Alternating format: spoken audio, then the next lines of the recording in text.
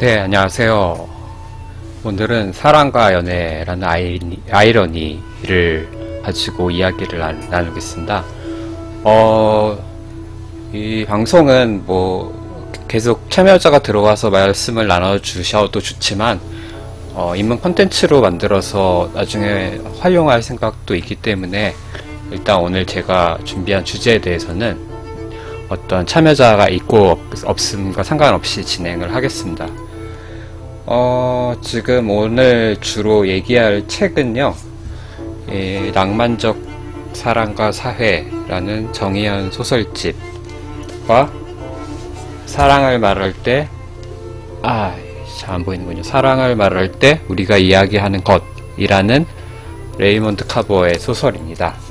그리고 이건 공식적으로 밝힐 수는 없는데, 결혼정보 회사의 자료집이 하나 있고요.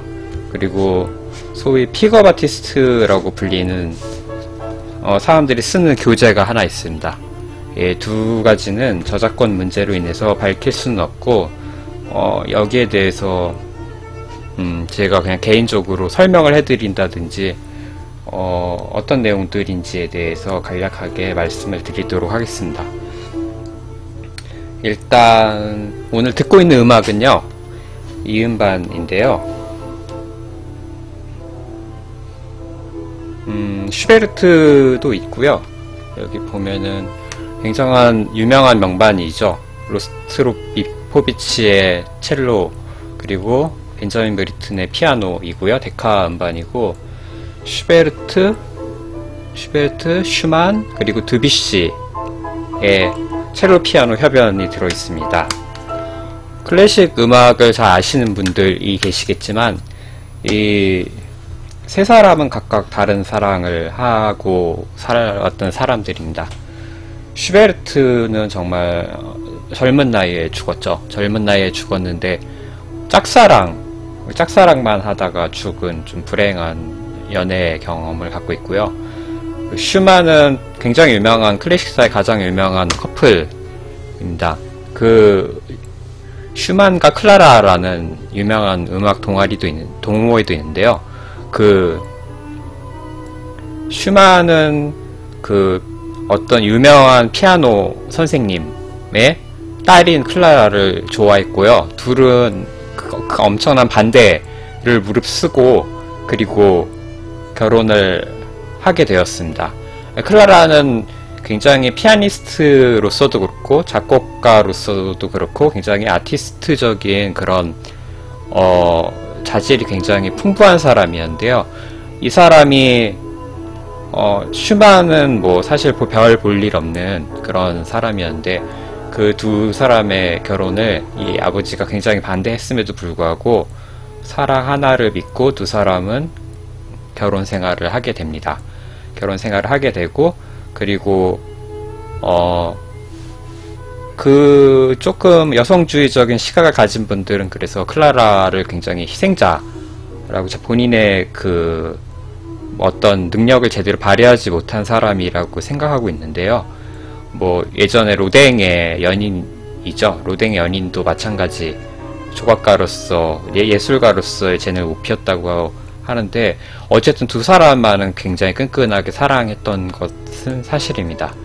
그리고 여기 이 두 사람의 러브 스토리에는 굉장히 어떤 중요한 또 음악가가 한 명 들어오는데요. 그 사람은 브람스라는 아주 유명한 작곡가입니다. 브람스는 열 몇 살 연상이었어요. 클라라가 열 몇 살 연상이었는데, 슈만의 집에 방문했다가 클라라에게 한눈에 반하고, 그리고 평생 죽을 때까지 독신으로 살면서 클라라를 사랑하는 그런 사람이었습니다. 그래가지고 죽기 직전까지도 클라라에 대한 사랑을 표현했었던 사람이고요. 그래서 클래식 작곡가는 두 종류인 것 같아요. 평생 어떤 아름다운 사랑을 그리면서 살아가는 슈베르트나 브람스 같은 사람들이 그렇고, 아니면은 바그너나 드뷔시처럼, 오늘 음악에 이제 또 나오는 드뷔시처럼 바람둥이로, 아니면 파가니니도 유명하죠. 파가니니라는 바이올리니스트가 있는데 그 사람도 유명합니다. 그런 바람둥이들도 있는 것 같습니다. 그래서 오늘은 뭐 각각 사랑에 대해서 의미가 있는 그런 세 사람의 음악을 같이 들으면서 사랑과 연애라는 아이러니라는 제목을 붙여봤는데요. 이게 어떤 뜻인지 하나하나 설명해 드리겠습니다. 일단 제가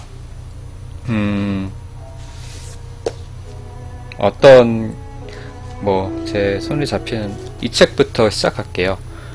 그 레이먼드 카버라고 해서 무라카미 하루키가 굉장히 좋아했다는 소설가의 그런 책입니다. 이 책은 굉장히 단편집인데요. 레이먼드 카버는 되게 서늘한 문장을 구사하는 사람으로 잘 알려져 있어요.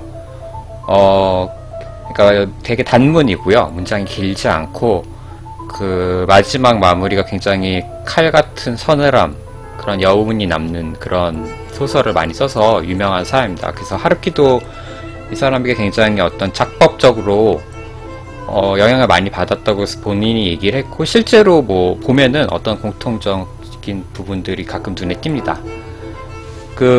이 소설은 사실 우리나라에서 문학동네라는 출판사에서 연이어서 계속 출판이 됐는데요. 사랑을 말할 때 우리가 이야기하는 것들, 그리고 제 바로 뒤에 있는데 제발 조용히 좀 해요, 그리고 대성당, 이런 소설들이 가장 유명한 소설이고요. 그 외에도 이 레이먼드 카버라는 사람은 일화가 있는데요. 그 출판 편집자, 그러니까 레이먼드 카버와 함께 책을 만들었던 사람이 이 사람의 문장을 많이 고쳤다고 합니다. 많이 고쳐서 원래 레이먼드 카버는 굉장히 장문의 문장을 쓰는 사람이었고, 원래 원고는 그런 원고였는데 이걸 편집자가 많이 고쳐놔서, 그래가지고 나중에는 결국 이게 레이먼드 카버의 어떤 성격이 돼버린 그런 경우가 바로 레이먼드 카버의 작품입니다. 그래서 최근에 그 출판사, 한국 출판사에서도 레이먼드 카버의 책을 편집 전 원고 상태로도 출판을 했으니까 관심 있는 분들은 찾아보시길 바랍니다. 한국 같은 경우는 사실 문학 분야에서는 편집자의 역할이 크지 않은데요. 한국에서도 인문이나 자기계발, 뭐 경제경영 책들에 대해서는 국내서에 대해서 편집자들의 영향이 굉장히 기획부터 시작해서 크거든요. 아마 그 편집자라는 게 어떤 일을 하는지 잘 모르는 분들은 그 지니어스라고 최근에 개봉했던 영화가 있습니다. 주드로가 주드로였나요? 유명한 사람들이 나오는, 제가 정확히 영화 배우는 게 모르겠네요. 그 영화를 보면은 편집자가 어떤 일을 하는 사람인지 잘 아실 수 있을 겁니다. 그러니까 사실은 어떤 책이든 대개의 경우는 보통 저자의 역할이 60-70%라면은 30-40%는 편집자의 역할이 있다고 생각하시면은 보통은 다 맞습니다. 예, 이 책에서요, 사랑을 말할 때 우리가 이야기하는 것이란 단편이 표제작인데요. 이 표제작에서는 결국은 여러가지 사랑의 형태가 나와요. 사랑의 형태가 나오는데 그 중에는 폭력을 수반하는 사랑도 하나 있고요. 그러니까 어떤 여자가 말을 합니다. 자기를 때릴 만큼 사랑하는 남자가 있다. 근데 그 사람이 자기를 때리는 거는 사랑의 일환이기 때문에 자기는 그걸 사랑으로 받아들인다 라는 사랑 얘기도 나오고요. 그리고 어떤 노부부의 사랑 이야기, 그러니까 우리가 생각할 수 있는 가장 이상적인 사랑이라고 할까요? 그러니까 두 노부부가 같이 살아가다가 할머니가 일찍 죽자 할아버지가 굉장히 시리에 빠지는 그런 이야기도 나오고요. 이게 액자식 구성이라서 이 두 얘기는 액자로처럼 안에 들어가 있는 얘기고, 결국은 이 얘기도 결국 어떤 부부가 하는 얘기인데, 그럼 우리의 사랑은 뭘까? 뭐 이런 식으로 끝납니다. 마지막 문장이 어떻게 끝나냐면요, 제가 따로 찾아보질 않았네요. 이 책은 전체적으로 너무 다 처음부터 끝까지 다 좋은 책이라서 제가 따로 표시를 많이 해놓지 않았습니다. 결국은 사랑에 대한 이야기들을 많이 나누다가 그 남편이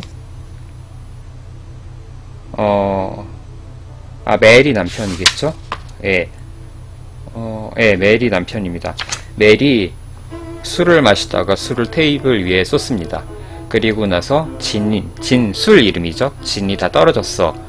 그렇게 말하자 부인이 이제 어떡하죠? 라고 말하자 맨 마지막에 문장이 나는 내 심장이 뛰는 소리를 들을 수 있었다. 다른 모두의 심장 소리도 들을 수 있었다.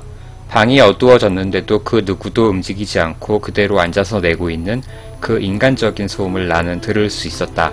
라고 해서 끝납니다. 이게 레이먼드 카버의 아주 독특한 어떤 결론이 난다든지 아니면 어떤 의미를 담는 게 아니라 굉장히 차갑죠. 그냥 정막한 방에 어떤 쿵쿵쿵쿵 하는 심장 소리가 들리는 것과 같은 그런 지금 장면이 떠오르고요. 화가 중에 뭐 좀 재즈 시대라고 할까요? 그 시대에 유명했던 화가가 에드워드 호퍼라는 작가가 있는데요. 이렇게 검색해서 에드워드 호퍼는 제가 쳐드릴게요. 에드워드 호퍼. 이 사람의 작품을 보면은 사실 이런 비슷한 뉘앙스의 그 느낌을 많이 받으실 수 있습니다. 제가 굉장히 좋아하는 화가인데요.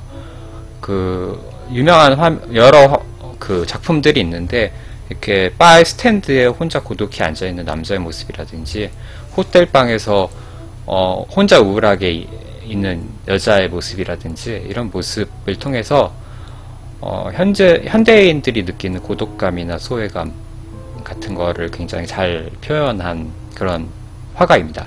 이 화가의 어떤 그런 느낌? 뉘앙스를 레이먼드 카버 같은 작가가 사실 잘 드러내고 있다고 생각하고 저는 사실 그래서 이 소설과 음악이 아니고 그 미술 작품을 굉장히 같은 뭉터기로 생각하는 그런 편입니다. 그리고 두 번째 제가 소개해드릴 책은요. 아까 이 책인데요. 정의연의 낭만적 사랑과 사회인데 정의연은 한국에서도 많이 알려진 유명한 이제 소설가가 되었지요. 그 다음에 여러 가지 소설을 오늘의 거짓말이나 여러 가지 소설 그리고 텔레비전 드라마화된 소설도 하나 있습니다. 그 굉장히 장편인데요. 그런 작품들을 썼는데 사실 이분의 최고 작품, 그러니까 문학적으로 가장 훌륭한 작품은 사실 이 작품이라고 저는 생각해요. 실제로 이 작품이 나올 때가 이게 이분의 데뷔작인데 문학과 지성사에서 등단도 했고 여기서 작품도 나왔고요. 처음에는 지금은 문학동네 창비 뭐 이런 대형 출판사에서 이제 작업을 하고 계신 걸로 알고 있는데 문학과 지성사도 물론 작은 출판사는 아니지만 조금 규모의 면에서는 아무래도 예전만은 못하죠. 초판 1세가 2003년 9월 16일 날 발행된 책입니다.